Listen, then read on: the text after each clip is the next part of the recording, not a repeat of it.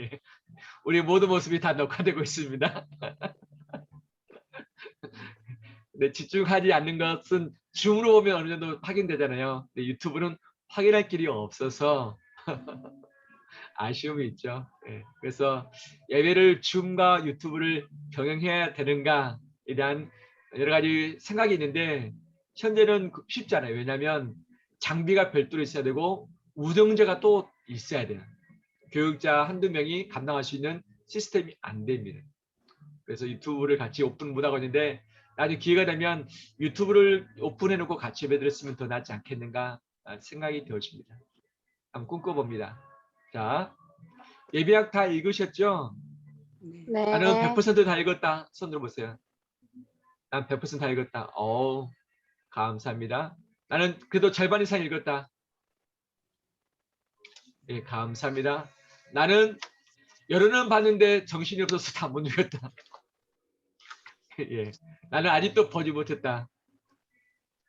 예, 우리 강성인 사님 혼자 아직 보지 못했는데 꼭 이번 주에 한번 읽으십시오. 예, 예. 우리 예비학 했던 거 한번 쭉 다시 정리하도록 하겠는데 크게 아마 어려운 내용은 없었을 거예요. 뭐 원어 부분이 뭐 이해 안 가는 부분이 있지만 그래도 전체 의미는 우리가 이미 익히 알고 있기 때문에 어렵지는 않았을 거예요. 다시 한번 쭉 정리를 해 가도록 할게요.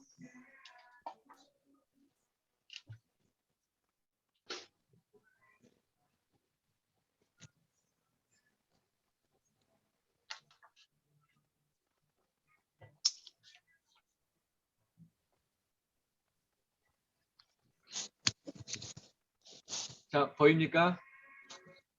네. 예. 글씨 좀 어떻게 알아볼 수 있겠나요? 네. 아, 그래요? 예, 감사합니다. 예. 예배가 무엇인가? 원어적 의미가 있는데 히브리어에서 말하는 것과 헬라어에서 말하는 것이 있죠.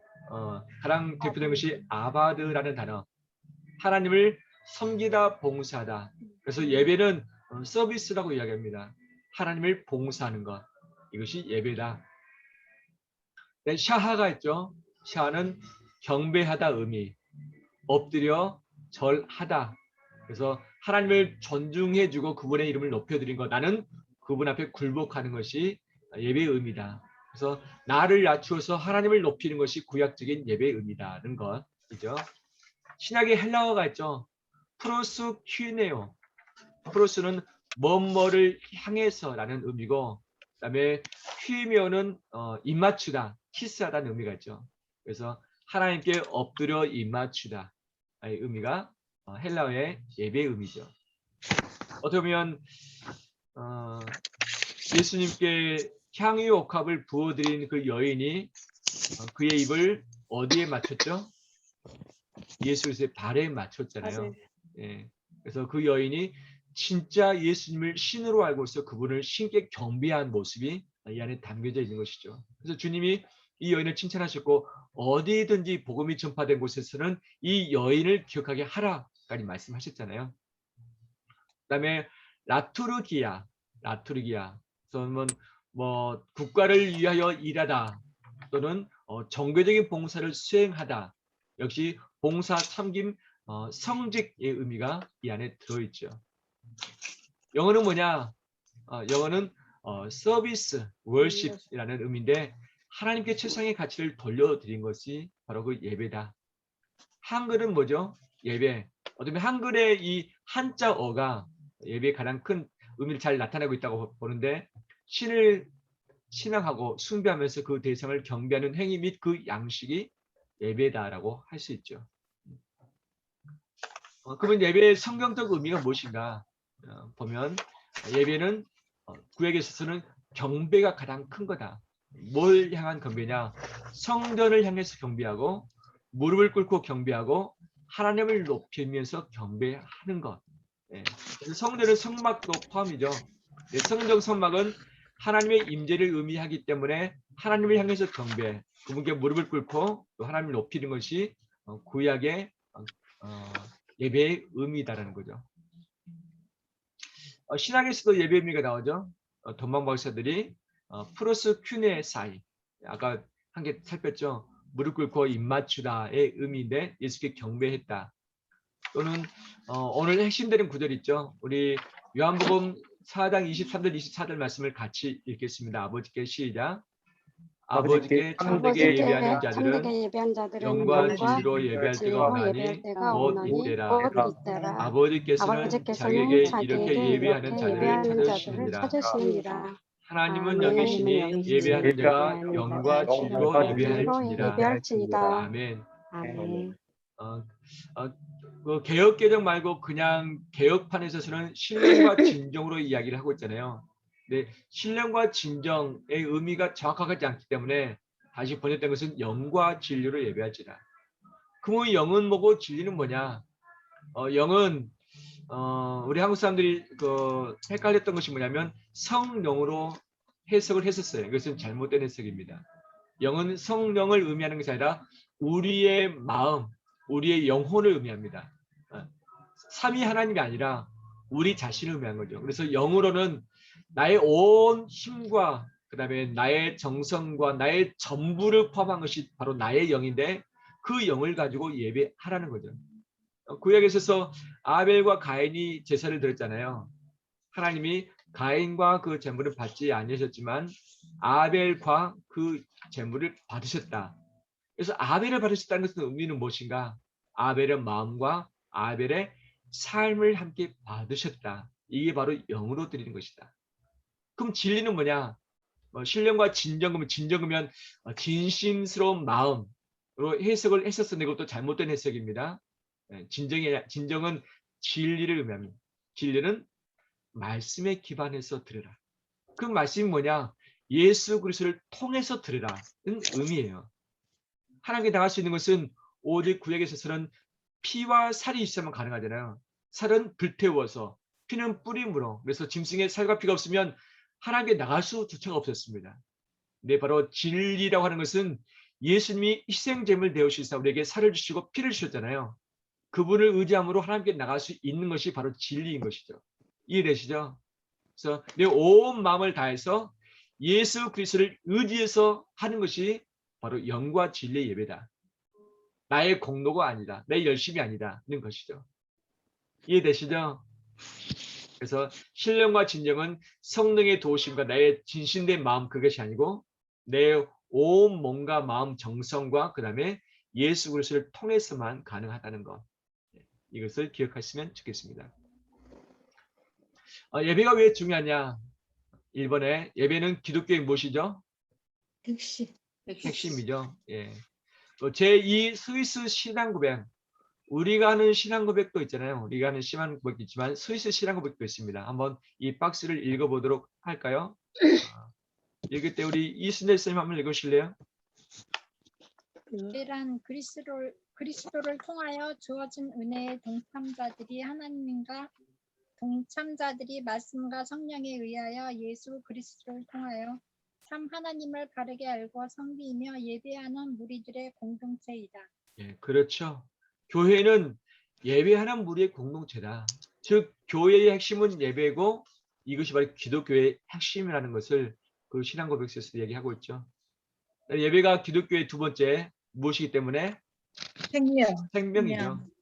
왜냐하면 교회는 하나님이 자기 피로 사신 것이 바로 공동체 교회이고 그 교회에서 행할 수 있는 생명력, 바로 그것은 예배에 있기 때문이라는 거죠. 세 번째, 예배의 정신은 신앙의 무엇이다? 결정체이다. 예. 계시록의 예배란 많은 부분들이 묘사되어 있잖아요. 그래서 계시록을 우리의 마지막 예언서 또는 심판서라고 말하기도 하지만 많은 분들이 요한계시록은 예배서라고 이야기하고 있습니다. 예배. 하나님은 어떻게 천상에서 예배를 드리는가? 바로 이것이 요한계시록의 핵심일 수 있는데 바로 이것이 우리 신앙의 결정체 마지막 모습은 천상이잖아요. 천상에서 우리의 마지막 행위가 예배이다. 이 땅에서 할 수 있는 많은 것들이 있지만 천상에서도 계속 할 수 있는 것이 바로 예배이다는 것. 예배의 요소들이 많이 있습니다. 우리 교회 예배는 어떻게 순서되죠? 가장 먼저는 첫 번째 예배의 부름이죠. 그래서 묵상으로 기도하고, 두 번째 무엇을 합니까? 찬송 드리고, 세 번째 성실기도, 네 번째 신앙고백, 다섯 번째 찬송, 그다음 합심기도. 이것이 회개기도죠. 참회기도. 그다음에 대표기도, 그다음에 특송, 성경봉독, 설교, 봉헌, 찬송, 광고, 회의 찬양, 축도 쭉 순서 이어졌잖아요. 이 예배 요소 안에 이 모든 것이 다 들어있잖아요. 그래서 예배 요소 중에 첫 번째가 뭐냐면 성시교동문이에요. 성시교동문. 이것은 신명기 27장에서 나왔는데, 모세가 말하면 백성들이 아멘으로 화답하는 것, 주고받는 화답문, 이것이 바로 성시교독이잖아요. 교독, 서로 번갈아 가면서 읽는다. 이것이 예배 안에 들어와 있는 거죠. 근데 요즘에 많은 교회들이 성시교독이 좀 없어지고 있어요. 좀 예배를 간단하게 드리고 그 의미를 살려서. 두 번째 무엇입니까? 예배의 요소가 죄의 그렇죠. 죄의 고백. 그래서 내가 내 안에 죄가 있을 때면 하나님께서 내 기도를 받지 않으시고 예배를 받지 않으신다. 그래서 예배의 소두 부분에 반드시 참회의 순서, 회개의 순서가 있는 거죠. 그래서 우리는 찬송 끝나고 대표기도 전에 회개 기도하는 시간이 있잖아요. 바로 예배의 요소이기 때문에 이렇게 넣은 거죠. 그 다음에 세 번째가 뭐냐면 대표기도입니다. 대표기도. 대표기도는 다 아시는데 어떤 것을 기도하죠? 범사에 돌보시는 하나님의 은혜에 감사하고. 그 나머지 부분을 허종희 사님이 읽으실래요? 두 번째 줄부터. 두 번째 줄. 예, 두 번째 예배를 줄, 허락하신 예배를 허락하신 하나님께 찬양과 영광을 돌리며 예, 모경적 책임을 담당할 목회자를 위한 기도와 그날의 예배와 말씀의 은혜에 대한 소원을 아뢰는 것을 간략한 것이 좋다. 예, 그렇죠. 설교 전의 기도는 설교 이후에 기도하는 서로 성격이 다릅니다. 그래서 대표 기도는 뭐냐, 잘 들으셔야 됩니다. 대표 기도는 열방과 그 다음에 국가와 민족과 우리 주변과 아픈 자들과 여러 가지 문제와 어려움들을 다 상황을 말씀하시면서 하나님께서 이 모든 것을 해결해 달라고 하는 것이 아닙니다. 예배의 서두의 대표 기도는 예배를 위한 기도예요. 예배를 위한 기도.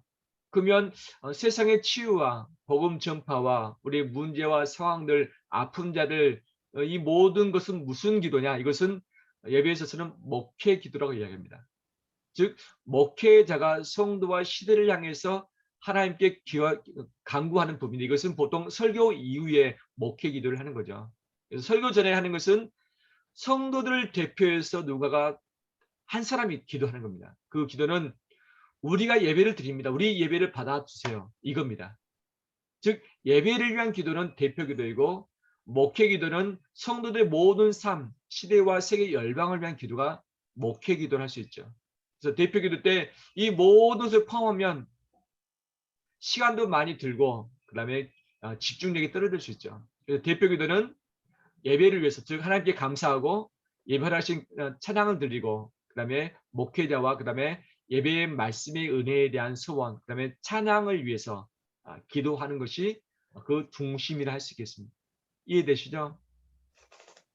대신 내가 순장이 돼서 총무가 돼서 또는 어느 한 그룹의 리더가 돼서 기도를 한다고 했을 때는 전부를 다 같이 기도해도 됩니다. 하지만 예배를 드림에 있어서는 교육자가 있을 때는 성도가 대표자로서 기도하는 것은 예배를 위해서 기도하는 겁니다. 이해되시죠? 예, 그래서 짤막하게 기도하는 것이 좋습니다. 우리 교회에서는 예배 대표 기도를 몇 분 정도로 이야기하고 있습니까? 3분? 몇 분이죠? 3분? 3분. 그렇죠. 3분. 예. 오늘 대표 기도하신 분이 누구시죠? 문창리 목사님. 예, 오늘 얼마 기도하신지 혹시 안 돼보셨죠? 예, 재보지 않았습니다. 예. 오늘 문창리 목사님이 아주 짧고 굵게 기도를 잘 하셨습니다. 예, 감사하고, 기도는 짧고 굵게 하는 것이 필요하다. 그래서 예배를 위한 기도가 대표 기도다라는 것을 잊지 않으셨으면 좋겠고 3분이 넘지 않도록 하시면 좋을 것 같아요. 근데 이제 제가 간혹 시간을 나중에 잴 때가 있어요. 근데 좀 긴 기도는 5분 기도, 좀 더 긴 기도는 6분 기도를 보통 하시더라고요. 3분이라고 말씀하셨는데 왜 3분이 안 지켜질까? 심인섭 집사님, 왜 대표 기도를 3분이라고 하는데 왜 3분이 잘 안 지켜질까요? 좀 어려운데. 미리 대표 기도는 음, 우리 지금 목사님 말씀하신 것처럼 예배를 위한 기도이기 때문에 음, 그 대표 기도도 그 미리 좀 준비를 해야 되는 것 같아요. 음, 그래서 그럼으로 인해서 너무 길어지지도 않는 그 하나님이 정작 원하시는 그런 기도를 드릴 수 있다고 생각해요. 예, 감사합니다. 미리 준비되야만 절제된, 정제된 기도를 할 수 있다. 그렇죠? 예, 감사합니다. 우리 교회 성도님 대부분이 미리 준비를 잘 해오세요. 대부분이. 그런데도 시간이 좀 길어질 때가 있죠. 시간이 긴 그 자체가 잘못된 것은 아닙니다. 근데 그 대표 기도 안에 모든 것을 포함시키려 하다 보니까 길어질 수밖에 없는 것이고, 그다음에 짧게 기도하면 내가 기도를 잘 준비 안 한 것처럼 느껴질 수도 있잖아요. 저 사람 기도가 잘 준비 안 돼서 짧게 기도했네. 또 어떤 유혹이 있느냐? 기도를 통해서 은혜 끼치고 싶은 마음이 있어요. 성도들에게. 끝나서 오늘 기도 은혜스럽습니다라는 그 말을 기대하기도 하는 거죠. 이해되시죠? 네, 그러면 기도의 대상이 누가 되는 겁니까? 우리가 하나님이 되는 아니라 성도가 기도의 대상이 되는 거예요. 이것은 우상입니다. 하나님의 다른 것을 향해서 우리가 들려지도록 하는 것은 우상 숭배예요. 기도는 하나님께 드리는 겁니다. 하나님이 받으시는 기도. 그래서 우리가 회중으로서 하나님께 우리 예배를 받으려고 하는 것이 핵심이 된다. 그래서 설교자도 이 유혹이 있어요. 하나님의 말씀을 바로 선포하는 것이 본질인데 성도들이 은혜 받기를 원하는 이 말씀을 전하려고 할 때에 말씀이 왜곡됩니다. 왜곡돼요. 그래서 말씀을 잘 전했느냐 말씀 기준을 가지고 봤는데 성도들의 반응을 가지고서 설교의 평가를 받고 싶은 마음이 이 교육자에게 있다는 거죠. 이것도 교육자가 풀어야 할 과제이듯이 성도들도 기도할 때에 듣는 사람이 은혜를 받았다, 감동이었다 라는 말을 들으려고 하는 동시에 이것은 기도의 시험이 든 것이다. 그래서 기도는 하나님께서 받으시는 기도를 하는 것이 필요하고 예배를 위해서 하는 기도가 필요하다. 이해되시죠? 네. 네, 근데 이 부분이 쉽지 않아요. 쉽지 않아요. 그래서 철저하게 많이 준비하되 계속 가지치기라는 설교 역시 마찬가지예요. 설교를 준비하는 것은 100을 준비했다 라고 한다면 실상 주일 예배 시간에 그 100 중에서 얼마 정도를 설교할까요? 100. 많이 더, 해야지 70을 더. 합니다. 많이 하면 70. 그 다음에 평균 50에서 60 정도. 나머지는 다 가지치기 해버립니다. 하고 싶은 말이 많지만 하나님께서 정말 이 시간에 뭘 원하실까를 봐고서 다 준비했더라도 다 가지치기 해서 정말 핵심적인 것만 나누길 바라는 것이 이 교육자의 과제 중 하나입니다. 숙제. 마찬가지로 대표 기도자 역시 기도할 것이 많이 있지만 가지치기는 필요하다. 철저하게 가지치기 필요해서 시간을 정말 길지 않게 해 주시는 것이 필요하다고 말씀드릴 수 있겠습니다. 앞으로 그렇게 부탁드리겠습니다. 아멘. 네.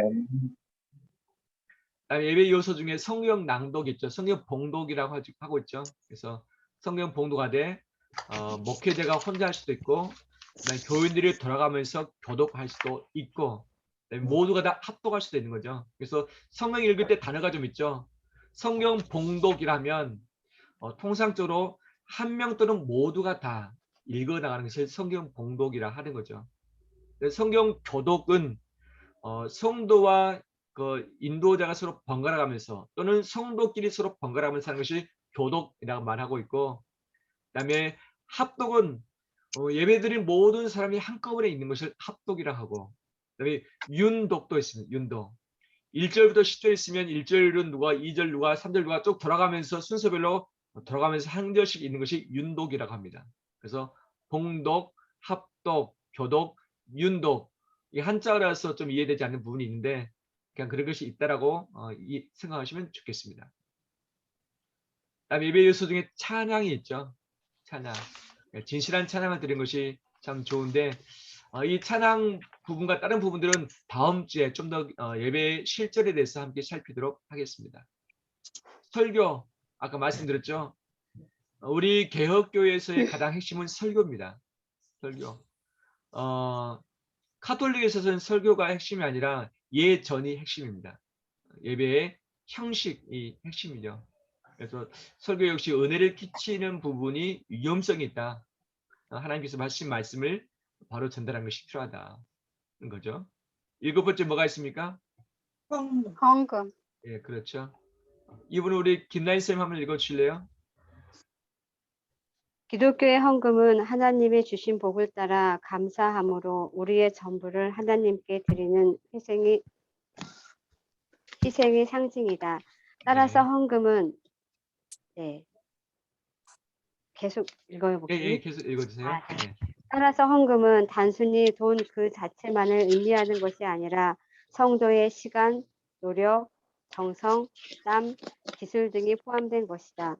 헌금을 통하여 성도의 마음을 물질로부터 하나님께 옮기는 지렛대 역할, 마태복음 6장 21절, 이거를 한다. 따라서 헌금은 예배에 참여하는 자가 하나님으로부터 받은 바 은혜에 감사하며 하나님께 드리는 예물이다. 아멘. 아멘. 아멘. 예, 바로 이것이 헌금의 이유이죠. 그래서 헌금 안에 여러 가지 많은 이유가 있는데 제가 보는 첫 번째 이유는 뭐냐면 하나님이 내 주인 되심을 인정하는 것이다. 이 하나님 것을 인정할 때에 물질이 내 주인 되지 못합니다. 내 물질 가지고 하나님을 인정해버리면 물질이 내 인생 주인이 안 됩니다. 물질에 끌려다니지 않게 되는 거죠. 이것이 헌금의 의미가 있고, 또 교회에서 직분을 받게 되면 교회를 운영하고 또 섬기는 책임이 있어요. 근데 그 교회를 운영하고 섬기는 부분에 있어서는 반드시 교회 재정이 필요한 것이죠. 그래서 내가 속한 공동체를 위해서 헌금을 할 때 이 헌금을 통해서 교회가 운영되어지는 것, 또 교회가 5가지의 존재 목적, 예배와 교육과 선교와 구제와 그다음에 교제를 하는 데 있어서 이것이 사용되어지는 것이 필요한 것이죠. 마지막 순서가 뭡니까? 또 축도죠. 그래서 신명기 6장 말씀, 고린도후서 13장 말씀, 하나님의 은혜와 사랑과 성령의 교통하심이 너희 가운데 있을지어다라고 하는 이것이 축도인데, 이것은 축도는 예배의 마지막 순서에 보통 들어가 있잖아요. 그래서 축도는 축복 기도의 약자입니다. 축도는 하나님께 기도하는 것이 아닙니다. 하나님께 기도하는 것이 아닙니다. 축도는 목회자가 성도들을 향해서 축복을 비는 겁니다. 축복을 비는 것이죠. 그래서 대표기도, 목회기도는 그 방향이 하나님께 올라가지만 축도는 그 방향은 성도들에게 끼쳐지는 것이죠. 그래서 마지막에 하나님께서 주시는 그 사랑과 은혜와 이것 교제로 말미암아서 이들을 위로하는 것이 필요하다. 이것은 예배의 마지막이 아니라 또 다른 삶의 예배의 첫 출발되는 것이 축도의 순서다라고 할 수 있겠습니다. 자, 우리 손을 깍지 껴겠습니다. 깍지 껴서 자, 위로 쭉 올리겠습니다. 위로 쭉 쭉쭉쭉쭉쭉. 자, 오른쪽으로, 왼쪽으로. 자, 팔 내리고 그다음 고개를 쭉 돌릴까요?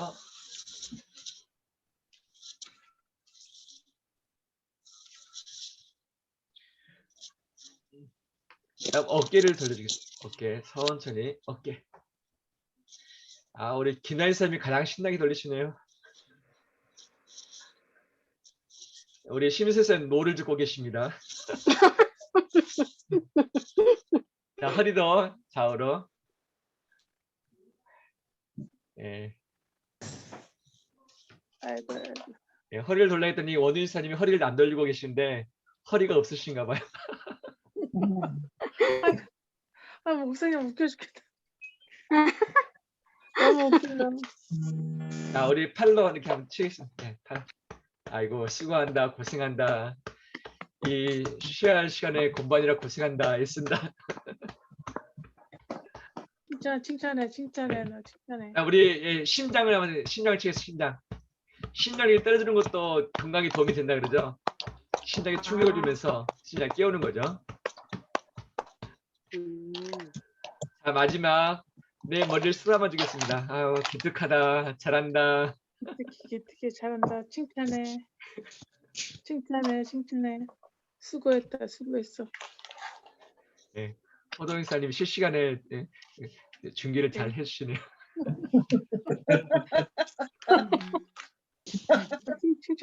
칭찬해. 나 맨날 하는데 나한테 축복을 칭찬하네.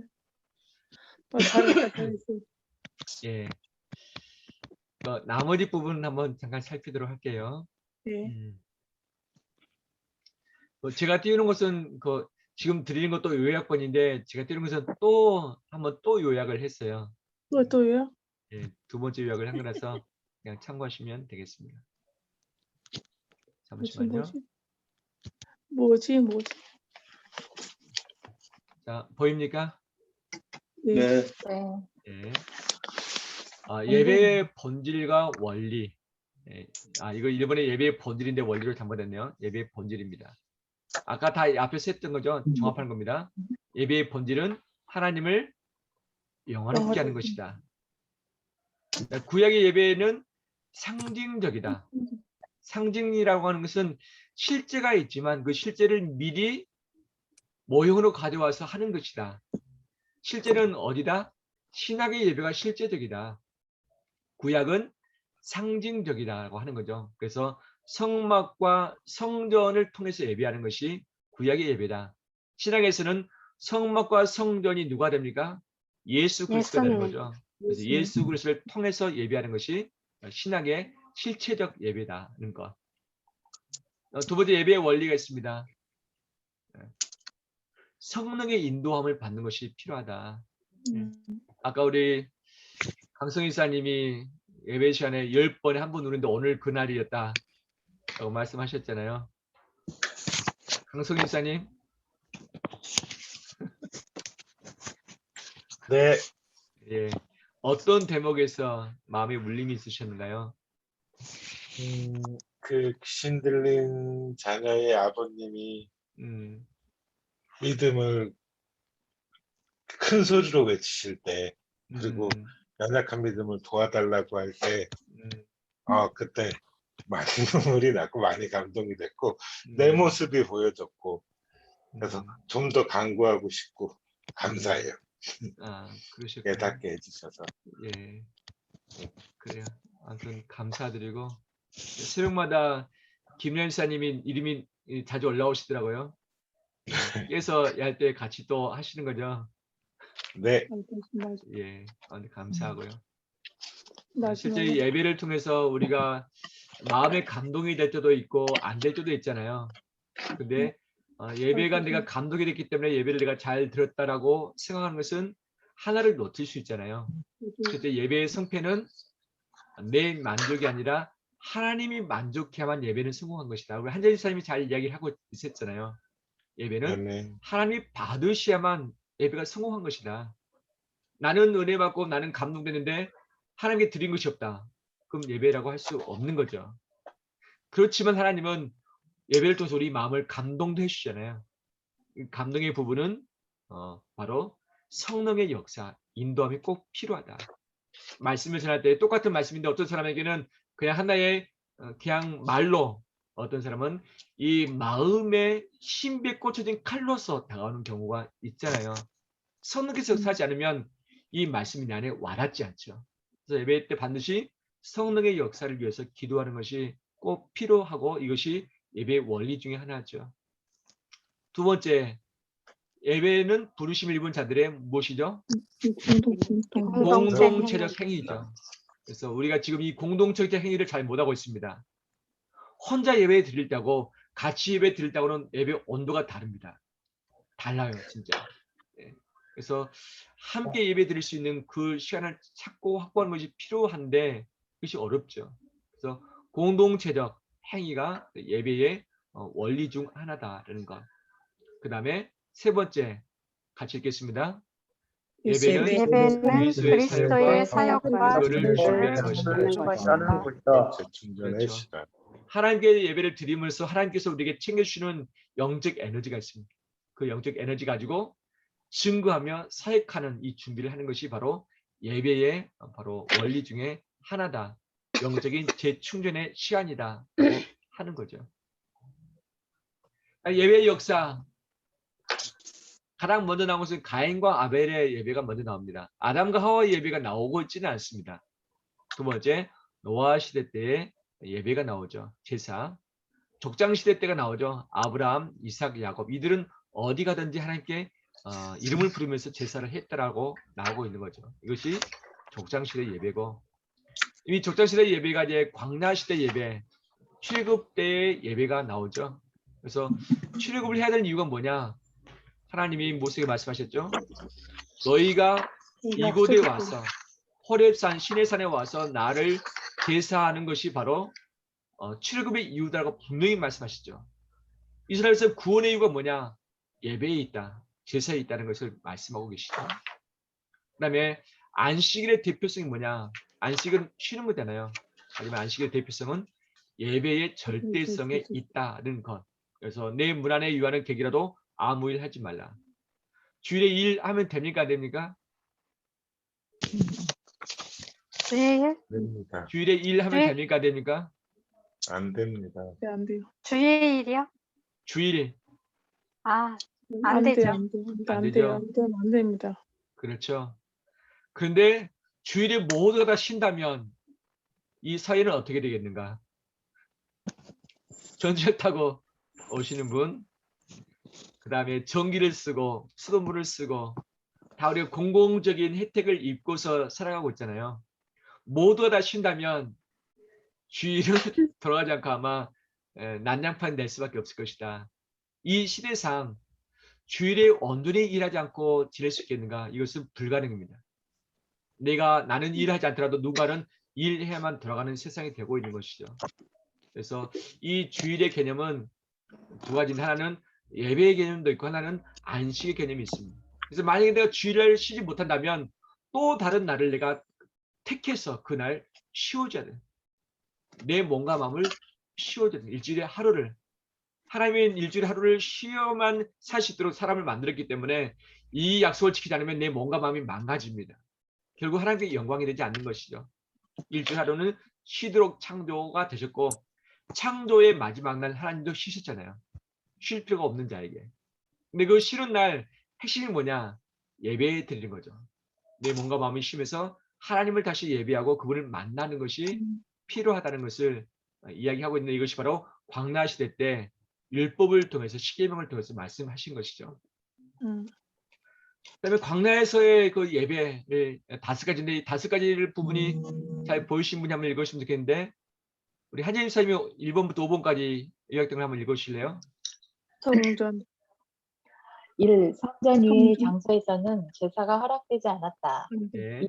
제사의 모든 의식 절차가 세부적인 것까지 규정되어 있었다. 3. 대리적, 유탁적 제사였다. 4. 예배는 의식적이었다. 5. 예배는 상징적, 모형적이었다. 네, 그렇죠. 구약의 제사의 구체적인 것은 모세의 율법을 통해서 시내산에서 다 주신 것이잖아요. 그래서 다른 곳에 제사가 허용되지 않았습니다. 성막, 성전 외에는 제사가 허용되지 않았죠. 왜냐하면 우상을 겸해서 섬길 수 있는 가능성이 많았기 때문에 반드시 장소가 규정되어 있고 모든 절차가 까다롭게 세부적으로 만들어졌고 그 다음에 자기가 직접 하나님께 나가서 제사 드릴 수 없었습니다. 반드시 대제사장 또는 제사장을 통해서 레위인을 통해서만 예배를 드릴 수 있도록 했고 또 이 성막 성전 예배가 온전한가? 그렇지는 않습니다. 이것은 상징적 모형적일 뿐이다. 그래서 신약의 예수님을 통한 온전한 예배를 드리기 위해서 구약의 상징을 통해서 구체적인 것을 말씀하셨지만 그것은 각 개인이 드릴 수 있는 예배는 아니었다라고 하는 것. 이것이 이제 왕국 시대 때 좀 바뀌었죠. 그래서 왕국 시대들은 성막 제사 제도를 계속 계승했었고 솔로몬 때 무엇이 지어졌습니까? 성전이 지어졌죠. 성전. 그래서 특히 성전은 절기 때 축제 예배가 되도록 했는데 유월절, 무교절, 초실절, 맥주절, 날팔절, 속죄일, 초막절, 7대 절기, 그다음에 5대 제사가 성전 예배를 통해서 찬양대가 됐고 그다음에 찬양대가 함께 사용됐다. 찬양대는 다윗 왕 때부터 준비됐죠. 4,000명이 찬양대원이었다. 제사장, 그다음에 성전 문지기, 성전 재산 관리, 재판관 등이 다 함께 예배의 인원에 포함이 됐다라고 이야기를 하고 있죠. 그럼 이 사람들이 좀 몇 명 정도 되는가? 추정하기로는 2만 명 추정, 2만 명. 예배에 관련해서 직분을 감당한 자들이 2만 명. 야, 그때 당시 엄청나지 않습니까? 근데 365일 하는 사람도 있는가 하면 주기를 따라서 그다음에 그 반차를 따라서 하는데 24반차가 있어서 돌아가면서 하도록 됐었어. 그래서 개수내가 보통 그 제사장은 30세 시작해서 50세까지.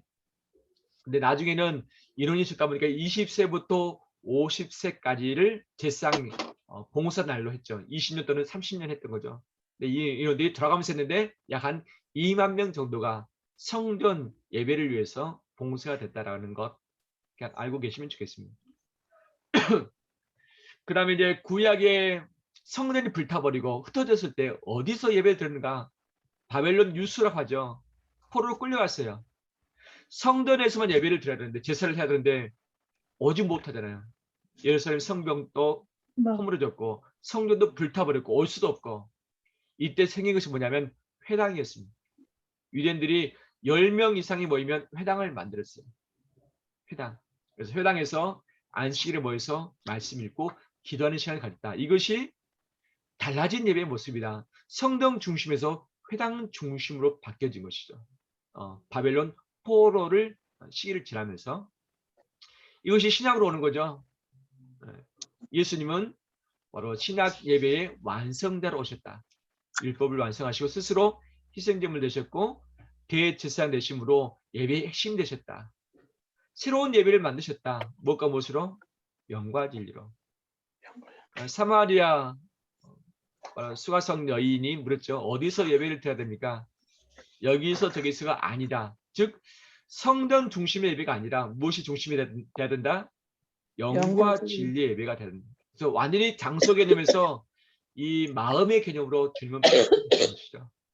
그 다음에 새롭게 성례전 만드셨죠. 무엇과 무엇이죠? 세례와 성찬이죠. 그래서 예수님이 새로운 예배를 만드셨고 이 예배에 따라서 사도들도 역시 그렇게 했었죠. 그래서 사도들은 어떻게 예배드는가? 사도라고 하는 것은 예수님의 이 직접 뽑아서 훈련시킨 사람이 사도입니다. 예수님께 직접 훈련받은 사람이 사도. 성전에서 모였다. 하루에 몇 번? 3번 기도했었다. 그 다음에 예찬의 예배를 했다. 예찬. 이것은 음식을 함께 먹으면서 예배를 드렸다는 거죠. 초대교회는 어떻게 예배드렸는가? 초대교회 여러 문서를 봤을 때 6가지 정도가 있었다. 우리 한번 볼까요? 초대교회. 김성일 집사님. 예, 화면을 보고서 6가지. 초대교회 때, 초대교회라면 그 예수님 이후에 200년까지를 말합니다. 200년까지 정도가 초대교회입니다. 한번 읽으셨어요. 여섯째. 첫째, 시와 찬미와 신령한 노래로서 먼저 예배자의 마음을 주께 드렸다. 둘째, 구약과 사도들의 가르침을 읽고 강해하면서 필요한 신앙과 행위에 대해 설교. 셋째, 주님의 기도, 주님의 재림을 소원하는 기도를 드렸고 아멘의 응답 활용. 넷째, 예물의 봉헌으로서 감사와 헌신의 표현을 계속했는데 이 예물은 구제에도 쓰임. 다섯째, 공동적 개인적 죄인임을 인정하는 고백과 신앙의 고백, 용서를 구하는 시간. 여섯째, 예배의 극치를 이루었던 성만찬 및 예수님의 공동체 일원이 되는 세례를 베품, 예수님의 구속 사건의 새로운 다짐과 은총의 경험적 신앙을 갖게 되었다. 아, 예. 잘 읽으셨습니다. 대부분 보니까 다 이해할 수 있는 부분이죠. 네. 그래서 오늘날의 예배 형태가 신학의 초대교회 예배 형태하고 흡사하다는 것이죠. 하나님을 찬양하고 그다음에 말씀을 읽고 기도하면서 봉헌도 하고 그다음에 공동체 신앙 고백도 하고 회개도 하고 서로 함께 만찬을 진행을 했다는 거죠. 초대교회 특징이 뭐냐면 매번 모일 때마다 만찬을 했다는 거. 성찬식을 매번 모일 때마다 했다는 거. 이것을 애찬식이라고 이야기한 거죠. 그래서 떡을 떼며 하나님을 찬미했다는 거. 교부시대는 사도들의 제자들이 나서서 교회를 세웠던 데가 교부시대죠. 조스틴의 기록에 의하면 몇 가지겠죠. 복음서와 사도들의 편지를 낭독하고 설교가 있었고 기도가 있었고 성찬식을 행했고 그다음 중보기도 했었고 성찬 나눴었고 감사임을 드리는 것으로 했다. 이 교부시대 때 일요일 주일에 예배를 드렸다. 일요일은 언제냐? 창조 때 빛이 쓰라심에 빛이 있었다. 이것은 일요일이잖아요. 빛을 만드신 그날, 빛이신 예수님께서 중심되는 날이 주일이고 부활의 날이 그날이잖아요. 그래서 우리가 토요일 안식일을 지키지 않고 주일을 지키는 이유는 여기에 있다라고 할 수 있죠. 그 다음에 대절한기를 맞이하죠. 주 312년 콘스탄틴 황제에 의해서 로마 국교를 인정받고서 박해가 아니라 이제는 보호받으면서 예배를 하기 시작한 예배가 이때부터 부패하기 시작했다.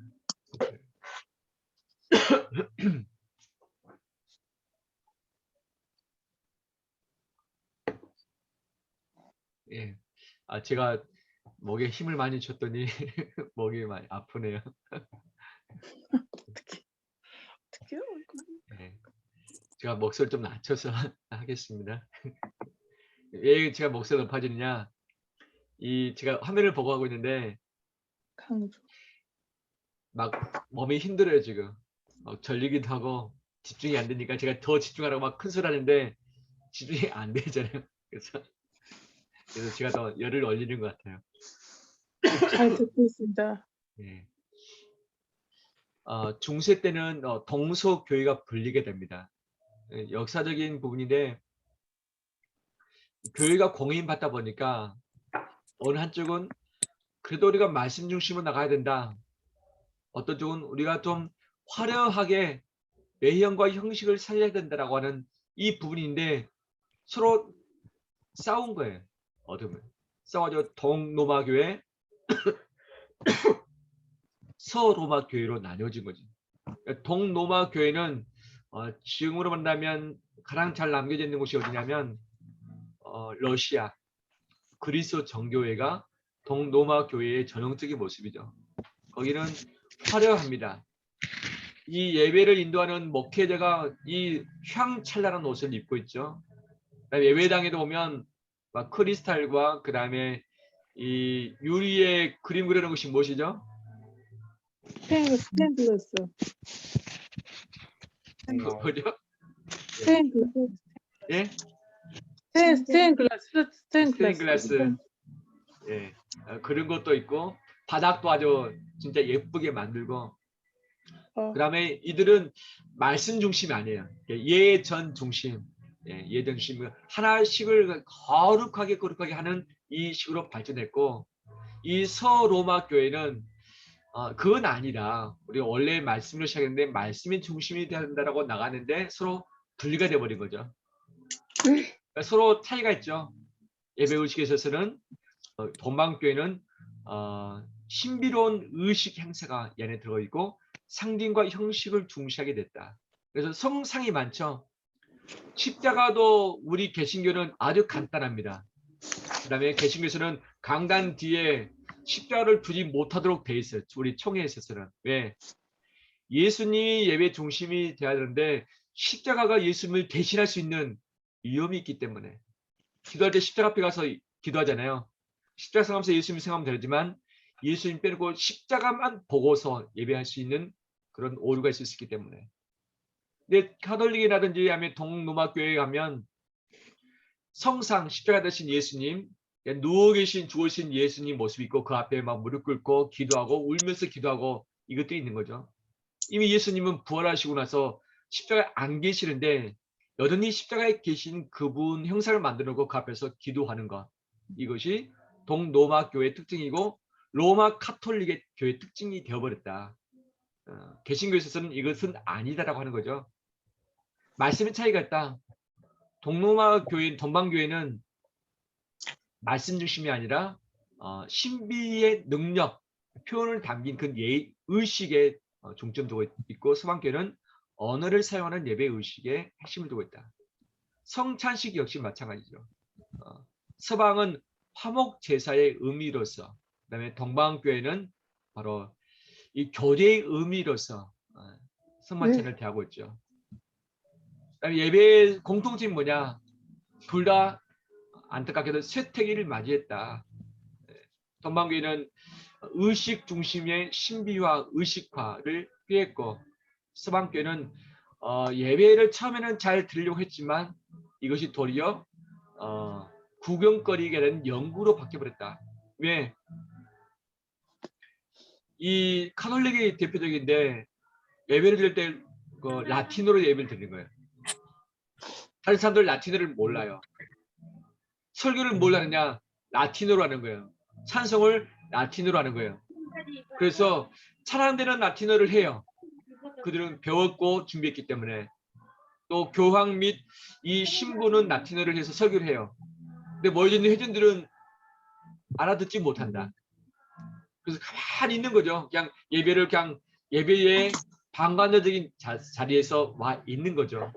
예배를 드린 것이 아니라 예배를 보는 것이죠. 왜 그랬는가? 우리는 구별된 사람으로서 너희와 다르다. 우리는 영적인 사람들이다. 그래서 하나님과 교통하지만 너희는 여기에서 그냥 와서 구경할 뿐이다. 라고 이 차정을 둔 것이죠. 또 성경도 번역이 안 됐죠. 라틴어 성경 그 자체로. 일반 사람들이 라틴어 성경을 가질 수도 없었고. 근데 이것이 종교 개혁되면서 또 활자, 인쇄술이 발달되면서 그 다음에 이 루터부터 라틴어 성경이 독일어로 번역이 되기 시작합니다. 독일어로 번역된 성경이 인쇄가 돼가지고 사람들의 손에 성경이 들려지기 시작하면서 말씀 중심의 예배로 다시 돌아오게 된 것이죠. 그대로 간 것이 로마 카톨릭이고 이것을 바꾼 것이 개신교라고 할 수 있겠죠. 바로 루터의 예배 특징이 그렇죠. 그래서 말씀을 가지고 예배하는 것, 그다음에 만인 제사장, 이 카톨릭의 신부나 또는 이 사제들만이 아니라 우리도 영적인 제사장이다. 이 부분에서는 루터가 종교 개혁을 해버린 거죠.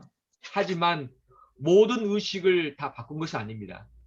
이 로마 카톨릭에서 가지고 있던 의식을 대부분 따르긴 따랐어요. 하지만 거기에다가 말씀을 더 추가를 했다는 것이 루터의 예배의 특징이다. 튜뱅글리는 어떻습니까? 좀 더 바뀌었죠. 조금 더.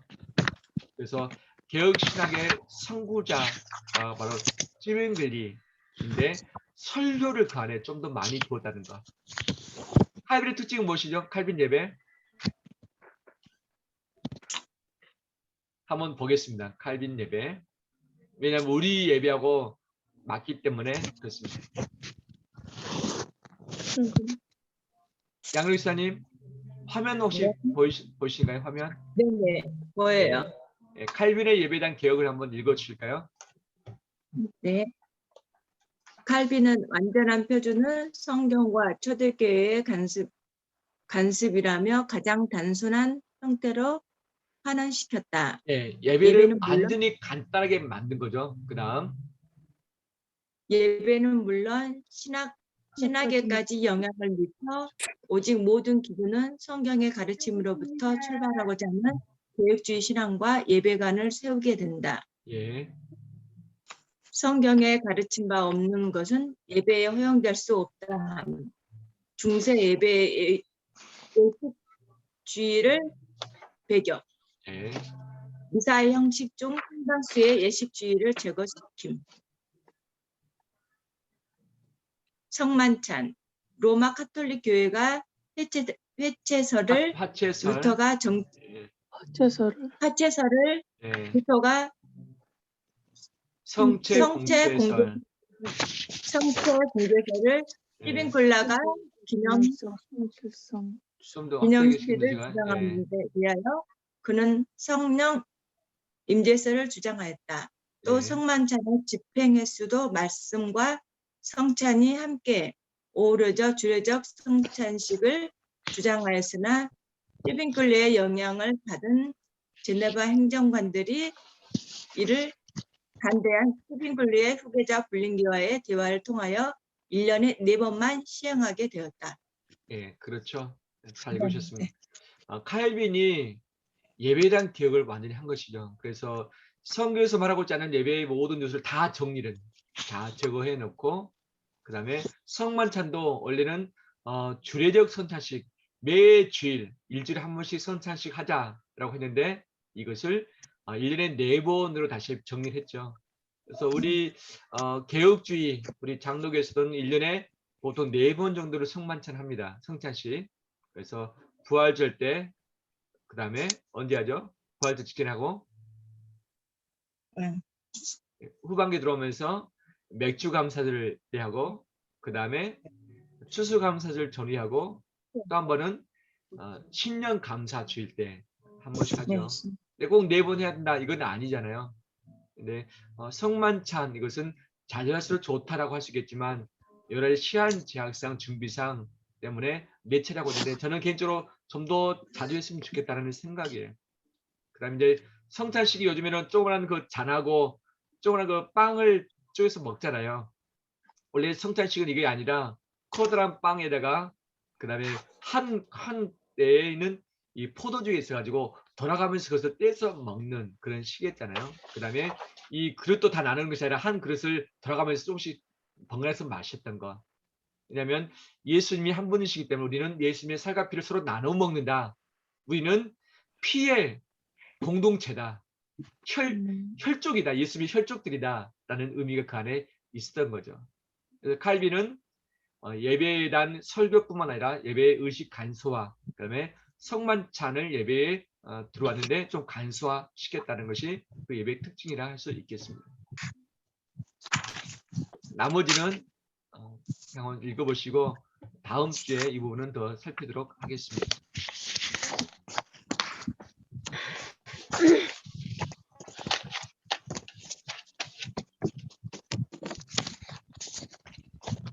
예. 한번 돌아가면서 잠깐 느낌을 나누도록 할까요? 우리 5분만 오늘 예배 학을 통해서 가졌던 느낌 또는 느낌하고 적용을 우리 밴드 게시판에 그 몇 분 올려주셨죠? 감사드리고 5분 정도가 잠깐 짤막하게 나누도록 하겠습니다.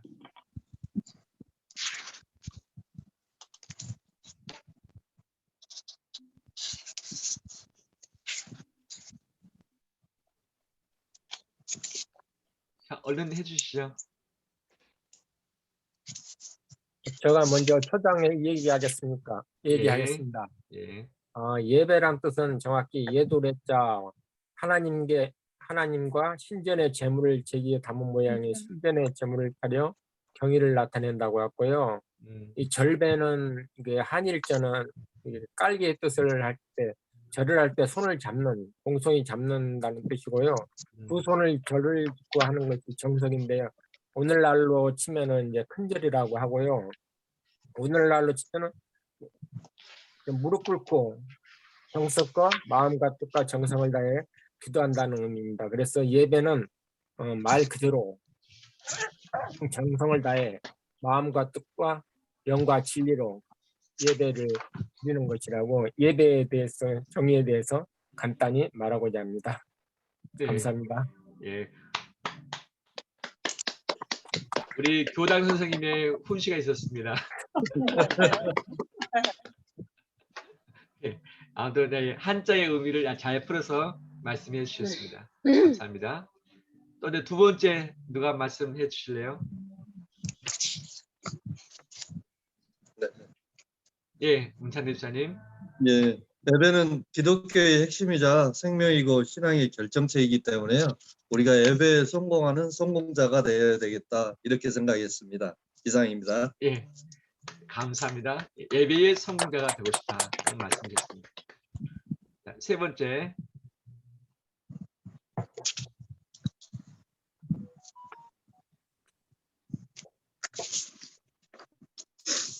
제가 하겠습니다.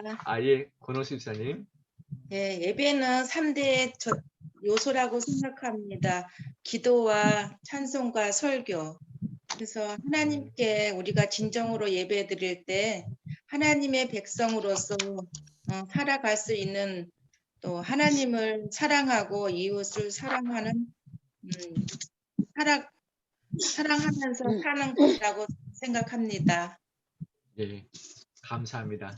말씀과 찬양과 기도를 가지고 하나님을 사랑하고 이웃을 사랑하는 것이다. 예, 감사합니다. 자, 네 번째 누가 말씀해 주실랍니까? 자기 느낌을 말씀하시면 됩니다. 예.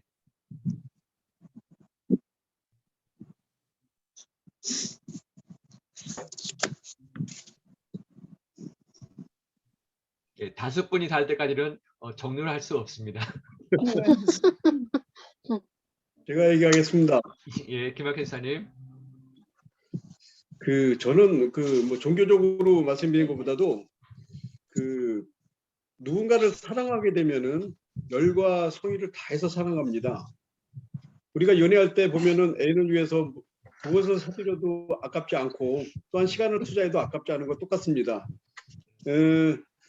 예수님을 우리가 주님을 얼마만큼 사랑하느냐에 따라서 그 열과 성의를 다하는 정도가 나타나는 것 같아요. 때로는 우리가 마음이 식을 때도 있고 또한 뜨거울 때도 있는데, 뜨거울 때는 그 예배에 대해서 충성을 다해서 다 드릴 거고, 또 식을 때는 또 그렇지 못한 경우가 있습니다. 그래서 저는 우리 마음도 항상 일관성이 이렇게 뜨거웠으면 좋겠는데 그렇지 못한 게 사람의 마음인 것 같습니다.